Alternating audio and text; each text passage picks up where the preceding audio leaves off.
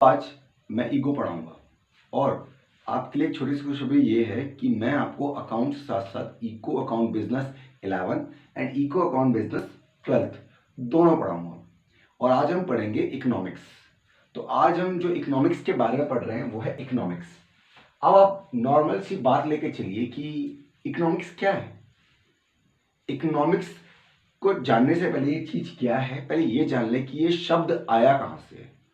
Economics शब्द English की Greek भाषा के दो शब्दों से बना है, ऑक्स प्लस नॉमिस, यानी कि ऑक्स का मतलब होता है घरेलू तथा प्रबंध। इकोनॉमिक्स का मतलब होता है कि हम लोगों की इच्छाएं बहुत सारी होती है और हमारे को बहुत चीजों की आवश्यकताएं भी होती है, जैसे रोटी कपड़ा।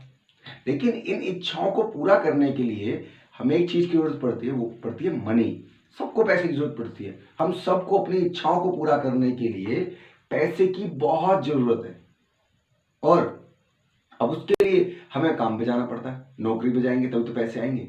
अब हम इकोनॉमिक्स में ये जानते हैं कि कैसे हम अपनी इच्छाओं को पूरा कर सकते हैं, यानी कि कपड़ा रोटी कैसे ले सकते हैं, वो भी इकोनॉमिकली तरीके से। यानी कि हम नौकरी तो कर रहे हैं। अब मानो कि कोई बच्चा, कोई लड़का 10,000 रुपये की नौकरी कर रहा है, उसकी इच्छाएं बहुत सारी है, लेकिन वो इच्छाएं उसकी 10,000 में कहीं पूरी नहीं होंगी।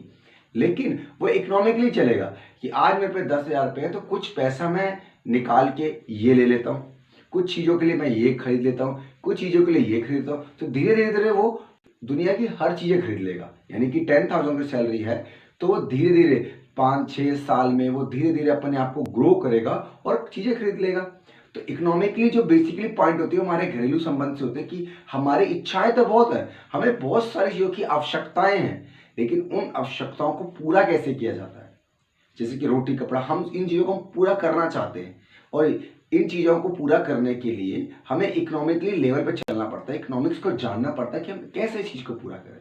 तो आज मैं आपको इकोनॉमिक्स पढ़ाऊंगा। तो मैंने आज आपको इकोनॉमिक्स के बताया कि इकोनॉमिक्स होता क्या है। अब आपको बताऊंगा कि इकोनॉमिक्स कितने प्रकार की होती है। 2 प्रकार के इकोनॉमिक होते हैं, एक माइक्रो और एक मैक्रो।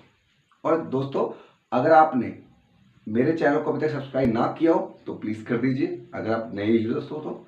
और अगर आपने अभी तक इस वीडियो को लाइक भी ना किया हो तो प्लीज़ कर दीजिए कि और आज आपको ये वीडियो में बहुत कुछ सीखने को मिलेगा, इसलिए वीडियो को बीच में ना छोड़ें, टिल एंड तक जरूर देखिए। तो देखते हैं कि माइक्रो इकोनॉमी और मैक्रो इकोनॉमी में डिफरेंस क्या है, क्या होती है माइक्रो इकोनॉमी और मैक्रो इकोनॉमी। तो आज जानते हैं माइक्रो इकोनॉमी और मैक्रो इकोनॉमिक्स के बारे में, इकोनॉमिक्स होता क्या है। अब मैं आपको बताना चाह रहा हूँ कि इकोनॉमिक 2 प्रकार की होती है, एक माइक्रो और एक मैक्रो। देखो, माइक्रो और मैक्रो ये इंग्लिश भाषा शब्द से लिया गया है।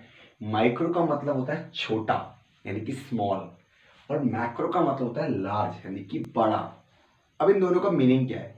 माइक्रो का मतलब जो होता है वो होता है छोटे पैमाने में बात करना, कि जैसे कि एक उपभोक्ता है, यानी कि कंज्यूमर है, उसकी डिमांड है नमक की, तो वो गली में कोई दुकान है या कोई शॉप में जाएगा और वहां से वो उस चीज को ले लेगा।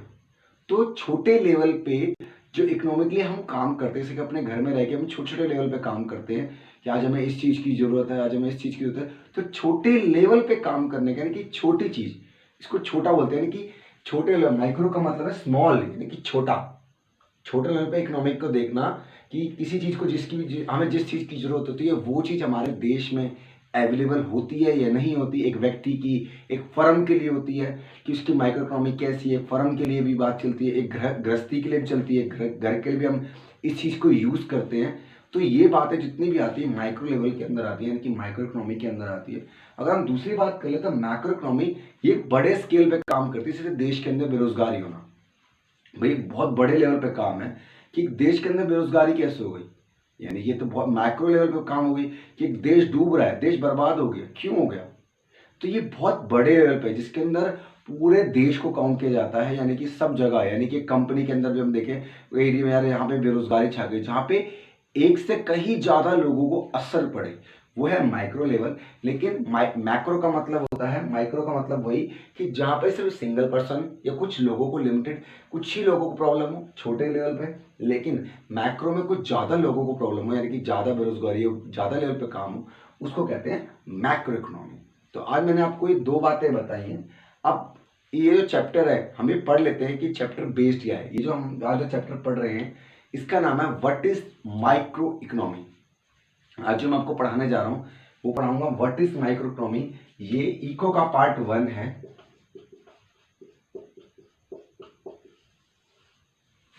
एंड ये इको का पार्ट 2 है। आपको ये पार्ट 1 में जो आज पढ़ा रहा हूं ये चैप्टर पढ़ाऊंगा, इसके बारे में पूरी जानकारी।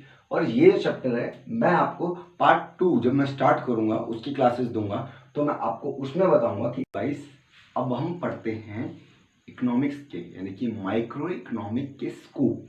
स्कोप क्या है? किसी भी चीज के स्कोप बहुत जरूरी होती है कि उससे काम क्या है, स्कोप। आज हम पढ़ेंगे स्कोप ऑफ माइक्रो इकोनॉमी। सबसे पहला स्कोप है थ्योरी ऑफ डिमांड, उसके बाद इसका दूसरा स्कोप है थ्योरी ऑफ प्रोडक्शन, तीसरा स्कोप है थ्योरी ऑफ प्राइस डिटर्मिनेशन और चौथा इसका जो टॉपिक है थ्योरी ऑफ फैक्टर प्राइसिंग। अब सबसे पहले जान लेते हैं डिमांड। डिमांड का मतलब होता है मांग। आपकी मार्केट में कितनी मांग है, आप क्या अपने प्राइस पे मांग कर सकते हो। जैसे कि अब आप मार्केट गए हो, अब आपको एक गली में या कहीं आप रह रहे हो, किसी शॉप पे गए और आप वहां पे उस शॉप वाले से कुछ डिमांड करें। फॉर एग्जांपल आप एक दूध की थैली मांग रहे हो, लेकिन उस ऑनर को ही पता है कि यहाँ पे जितने भी लोग रहते हो वो दूध नहीं लेते, लेकिन सिर्फ एक आप ही हो जो वहां पे दूध की थैली लेने आए हो। फॉर एग्जाम्पल सारे अपना इंतजाम खुद करते हो, उस शॉप पे कोई नहीं आता दूध की थैली लेने, सिर्फ आप आए हो। वो आपकी एक सिंगल डिमांड है। लेकिन अगर सारे लोग आएंगे वो एक मार्केट डिमांड है। डिमांड का मतलब वो जो हमारी इच्छाओं को पूरा कर सके, हमारी फुलफिल को पूरा। एक इंसान की इच्छाएं बहुत है, डिमांड बहुत है, हमें उनको पूरा करना है। हम उनको पूरा करते हैं पैसों से। तो यहाँ जो डिमांड बोली गई है वो मांग है। हमारी मांग क्या है, हम इसके बारे में जो पढ़ेंगे वो ये है कि एक इंसान की, एक मनुष्य की डिमांड क्या है, वो अपनी इच्छाओं को पूरा करने के लिए क्या क्या डिमांड करता है। और जैसे जैसे उसकी इच्छाएं पूरी होती हैं उसकी डिमांड भी बढ़ती रहती है। ये ध्यान रखना, जैसे जैसे एक इंसान की इच्छा पूरी होती है वैसे वैसे उसकी डिमांड यानी कि उसकी और मांग बढ़ती जाती है। अगली बात करते हैं प्रोडक्शन की। अब प्रोडक्शन का मतलब क्या है? प्रोडक्शन का मतलब ये होता है कि एक कंपनी कितना बनाती है प्रोडक्ट, कितना उसको खरीदती है, कैसे उसको बेचती है, यानी कि उसको खरीदना या बेचना। अब जैसे कि कंपनी है वो एक रॉ मटेरियल को खरीदती है, ठीक है, और उसको फिनिश गुड में कन्वर्ट करती है और मार्केट में बेचती है।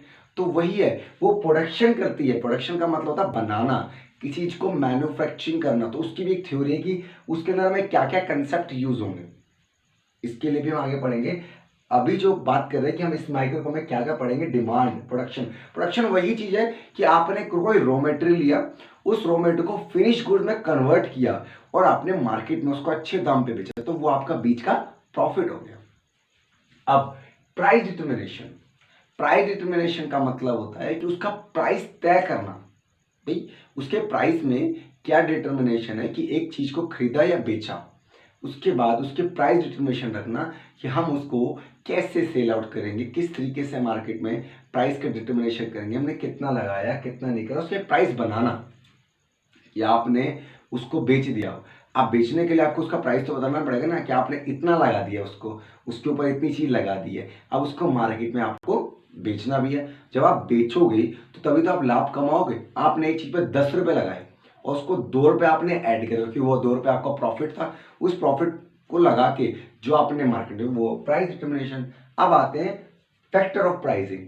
अब एक ऑनर होता है, वो प्रोडक्शन उसने करी, फैक्ट्री लगाई, उसने मार्केट में माल को सेल किया, सेल करने के बाद जो उसने प्रॉफिट कमाया, अब जाहिर सी बात है उस प्रॉफिट में से वो अपने लेबर्स को सैलरी भी देगा यानी कि मजदूरी देगा, प्लस वो रॉ मटेरियल का पैसा भी देगा, प्लस वो टैक्स भी भरेगा।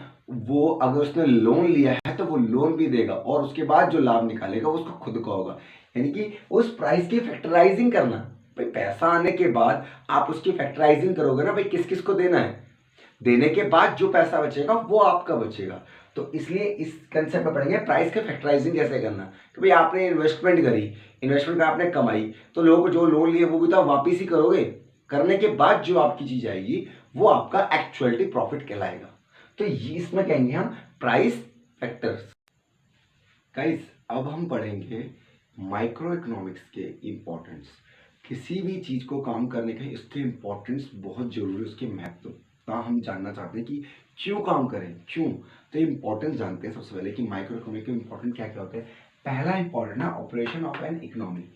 इसके अंदर जो हम बात करें कि एक इस अर्थव्यवस्था के अंदर, इस इकोनॉमी के अंदर, माइक्रो इकोनॉमी के अंदर हम कार्य कुशलता यानी कि जिस इंसान के अंदर ज्ञान, जिस चीज़ के अंदर ज़्यादा ज्ञान होता है वो कार्य करते हैं। जैसे कि एक इंसान है यानी कि कंज्यूमर, या एक कंपनी है, अगर उन दोनों को किसी चीज़ का ज्ञान है, कंपनी को ये पता है कि मार्केट के अंदर आज डिमांड क्या चल रही है। जैसे कि आज की अगर हम देखें तो मान लो क्या सैनिटाइजर की डिमांड ज़्यादा चल रही है, तो लोगों को पता है। या हम एक दूसरा एग्जांपल लेते हैं कि मार्केट में जिस चीज़ की डिमांड है, अगर कंज्यूमर उस चीज़ को डिमांड लेने जाता है कि मुझे ये चीज़ चाहिए और उसको प्रॉपर उसकी नॉलेज होती है, तो उसको कोई बेवकूफ़ नहीं बना सकता। जैसे कि अगर मान लो ये पेन है, इस पेन की नॉलेज है मुझे, यानी किसी पर्सन को या किसी जो भी लेने जाएगा इस पेन को, उसको इसकी नॉलेज है, उसको पता है कि इसका रेट 20 रुपीज़ है, तो कोई भी उसको ये नहीं कहेगा कि इसका रेट 30 है या 40 है। सब उसे ये बोलेंगे कि भाई इसका रेट 20 है, क्योंकि उसे पता है जब वो बात करेगा, उसको किसी ने बोला इसका रेट 20 है, 30 है, और उसने बोला नहीं 20 है, कहेगा कैसे, मेरे को पता है, मैं हमेशा लेके जाता हूँ। तो यानी कि उसको नॉलेज है, उसको ज्ञान है, तो कभी बेवकूफ़ नहीं बन सकता। दूसरा प्रेडिक्शन। प्रेडिक्शन को हम कहते हैं फ्यूचरिस्टिक, कि फ्यूचर में क्या होने वाला है ये किसी को नहीं पता। एक कंपनी है, सेटअप करती है, वो ये सोच के सेटअप करती है कि मैं प्रॉफिट कमाऊंगी, लेकिन फ्यूचर में उसको ये नहीं पता होता कि क्या इसकी मांग बढ़ेगी या घटेगी। अगर फ्यूचर में किसी प्रोडक्ट की मांग बढ़ जाती है और कंपनी उसकी मांग को नहीं संभाल पाती, यानी कि डिमांड को नहीं संभाल पाती, थोड़ा ज़्यादा डिमांड आए जा रही है लेकिन कंपनी नहीं संभाल पाती, कंपनी क्या करती है, उसका प्राइस बढ़ा देती है। जब उसका प्राइस बढ़ा देगी तो डिमांड ऑटोमेटिकली नीचे हो जाएगी, और जैसे ही उसके पास प्रोडक्शन ज़्यादा हो जाएगी, वो डिमांड, वो प्राइस को नीचे करेगी, जिससे डिमांड स्टेबल आ जाए। फ्यूचरिस्टिक का मतलब है कि फ्यूचर में हमें नहीं पता आज हम क्या कर रहे हैं क्या नहीं कर रहे। आज हम जो भी कर रहे हैं फ्यूचर में हमें पता थोड़ी है। कंपनी भी ये सोचती है कि आज मैं प्रोडक्ट बना रही हूँ, उसे ये नहीं पता था कि फ्यूचर में उसके साथ क्या होगा, लेकिन वो फ्यूचर का ही सोच के चलती है कि अगर फ्यूचर में उसकी डिमांड कल को बढ़ जाए तो प्राइस को इतना बढ़ा देगी कि कस्टमर उसको परचेज तो करे, लेकिन सारे नहीं, कुछ लिमिटेड कस्टमर। लेकिन जब वो प्राइस घटाएगी तो सारे कस्टमर्स को परचेज करना शुरू कर देंगे। Economic policy. अब देखो पॉलिसी तो बहुत जरूरी होती है, विदाउट पॉलिसी आप कोई काम नहीं कर सकते। हमारे सरकार जो पॉलिसी बनाती है वो हमारे लिए बनाती है। जब हम कोई काम करते हैं तो हमें सरकार की पॉलिसियों की, नीतियों के बारे में भी जानना पड़ता है कि ये हमारा प्रोडक्ट किस नीति के अंदर आ रहा है, कितना हमें इस पर टैक्स देना है। हम उस चीज़ को बांटते हैं कि यार हमें इतना टैक्स देना है, ये इसके अंदर आ रहा है, हमें इस काम के लिए ये लाइसेंस लेना पड़ेगा कि देश के अंदर ये, अगर आपको फूड का काम खोलना है तो आपको फूड का लाइसेंस लेना पड़ेगा। तो ये अलग तरीके, ये सब पॉलिसी है काम करने की। वेलफेयर। वेलफेयर ना आर्थिक कल्याण। जब हम अच्छा सा कार्य करें तो हमें साथ साथ देखना कि हमारा आर्थिक कल्याण हो भी रहा है कि नहीं हो रहा। हम काम भी कर रहे हैं लेकिन हमारा कोई कल्याण नहीं हो रहा, हमें कोई प्रॉफिट ही नहीं हो रहा, तो बेकार है। हमें मार्केट के साथ साथ अपना आर्थिक कल्याण भी देखना है कि हो रहा है कि नहीं हो रहा। मार्केट के साथ अगर मार्केट में उस चीज़ की डिमांड है और वो प्रॉपर सेल हो रही है तो आर्थिक कल्याण यानी कि कल्याण हो रहा है, वेलफेयर हो रहा है यानी कि इकोनॉमिक वेलफेयर है। अगर वो नहीं हो रहा तो हमें घाटा हो रहा है, हमें वो भी चीज़ चेक करनी है, ये नहीं कि हम प्रोडक्शन करे ही जाए। Manner decision. अब डिसीजन लेना बहुत इंपॉर्टेंट है कि हमें किसी चीज़ का डिसीजन लेना।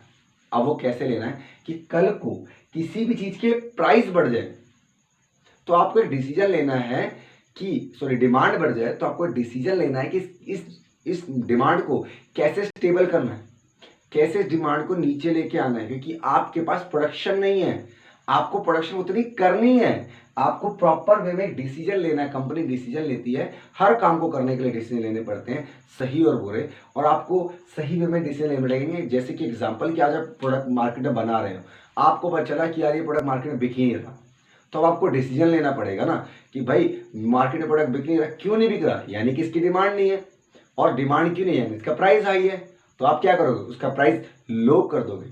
तो आपने तुरंत एक डिसीजन लिया। अब आपको पता चला कि यार हमारे प्रोडक्ट का डिमांड बहुत है लेकिन हम उतनी सप्लाई नहीं दे पा रहे, यानी कि प्रोडक्शन नहीं कर पा रहे, तो आप एक डिसीजन लोगे, यार इसका एक काम करते हैं कि हमने इसका प्राइस बढ़ा देते हैं, कुछ टाइम के लिए इसकी डिमांड कम हो जाएगी। जैसे ही हमारा प्रोडक्शन ज़्यादा होगी, यानी कि हमारे पे प्रोडक्ट, हमारे स्टोर फिल हो जाएंगे, फटाफट हम और प्रोडक्शन करेंगे, हमारे स्टोर फिल हो जाएंगे, हम तुरंत इसका प्राइस घटा देंगे। जैसे ही घटाएंगे हमारे पुराने कस्टमर जो छूटे थे वो वापस के वापस इसके साथ आ जाएंगे। Help to international trade. अब आप अपने देश के अंदर कोई काम कर रहे हो और प्रोडक्ट बना रहे हो, और बनाने के बाद आप इंटरनेशनल में किसी और कंट्री के अंदर उस प्रोडक्ट को बेचते हो, तो बेनिफिट हमारे देश का ही होगा, क्योंकि जब हम अपनी चीज को बाहर बेचेंगे यानी कि एक्सपोर्ट करेंगे, इसको कहते हैं एक्सपोर्ट। एक होता है एक्सपोर्ट और एक होता है इंपोर्ट। इंपोर्ट का मतलब था खरीदना, एक्सपोर्ट का मतलब बेचना। और जब हम बेचेंगे तो यानी कि जाहिर सी बात है कि हमारे पास पैसा आएगा। पैसा आएगा तो हमारे देश की मुद्रा का मोटिव बढ़ेगा, यानी कि हमारी जो देश की जो मुद्रा है यानी कि हमारे मनी मेजरमेंट है वो कंसेप्ट स्ट्रांग होगा, तो हमारे देश की इकोनॉमी बढ़ेगी, हमारे देश का पैसा स्ट्रांग होएगा। तो ये जो बात है, आज मैंने जो इकोनॉमिक के इंपॉर्टेंस बताए हैं, ये हैं सारे इंपॉर्टेंट्स। अब हम इसका नेक्स्ट टॉपिक पढ़ लेते हैं गाइस। अब हम पढ़ेंगे नेचर ऑफ इकोनॉमी, यानी कि इकोनॉमी की क्या नेचर है। आज हम बात कर रहे हैं, दो नेचर है, साइंस एंड आर्ट। साइंस क्या है? साइंस भी दो तरीके के, नेचुरल सामाजिक लोगों का हेल्प कर रहा है नेचुरल साइंस सही, और एक सोशल साइंस। जो हम बात करते हैं नेचुरल साइंस और एक सोशल साइंस। सोशल में क्या होता है कि हम लोगों की हेल्प करते हैं, और नेचुरल में प्राकृतिक संसाधनों पे बात करते हैं कि प्राकृतिक संसाधन क्या है। और इसके दो पॉइंट है कि पॉजिटिव और नॉर्मेटिव। पॉजिटिव पॉइंट क्या है? देखो, किसी भी काम को करने के लिए हम पहले से सोच विचार करते हैं कि यार ये काम को करें या ना करें।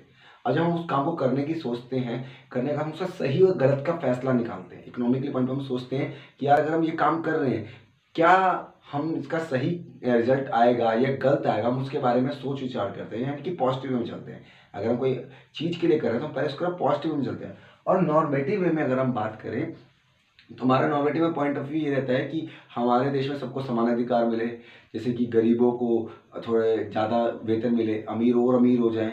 तो हम ये चीज़ सोच के चलते हैं कि सबको उनका अधिकार मिले, किसी को कोई प्रॉब्लम ना हो। तो हम नॉर्मेटिव में चलते हैं, और इसके लिए भी हम सही गलत का फैसला करते हैं कि ये सही है या गलत है। अगर हम लोगों को ज़्यादा प्रोत्साहन करें तो ये सही है गलत है, किसको ज़्यादा देना है किसको कम देना है, ये भी इसका भी हम सोच विचार करते हैं कि किसको ज़्यादा देना है और किसको कम देना है। अब लास्ट हमारा जो टॉपिक है वो है आर्ट। देखो, आर्ट एक कला है, ये सबको पता है कि आर्ट एक कला। आर्ट का मतलब होता है कला।